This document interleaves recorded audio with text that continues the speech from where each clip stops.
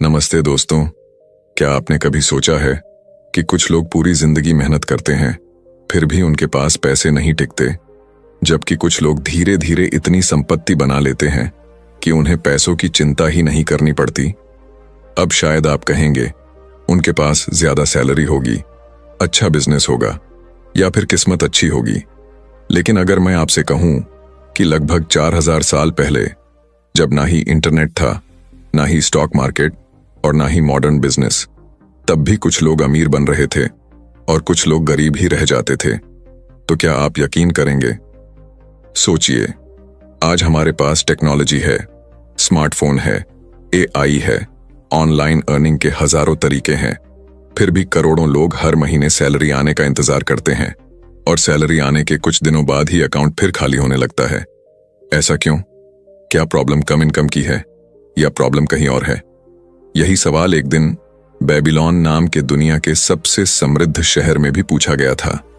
Babylon एक ऐसा शहर जहां सोना बहता था, जहां व्यापार फलता फूलता था, जहां बड़े बड़े व्यापारी रहते थे, और वही रहता था एक आदमी जिसका नाम था अर्कड। उसे पूरे बेबीलोन का सबसे अमीर व्यक्ति माना जाता था। लेकिन मजेदार बात यह है, अर्कड जन्म से अमीर नहीं था।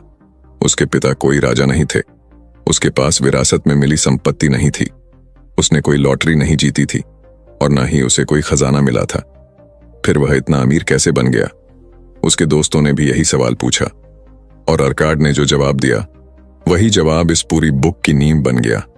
लेकिन उससे भी ज्यादा हैरान करने वाली बात यह थी कि अर्काड ने कहा, अमीर बनने के लिए तुम्हें दर्जनों नियमों की जरूरत नहीं है, तुम्हें सैकड़ों फाइनेंशियल स्ट्रेटजीज की जरूरत नहीं है, तुम्हें बस एक ऐसी सोच समझनी है जो तुम्हारे पैसे के साथ रिश्ते को हमेशा के लिए बदल दे।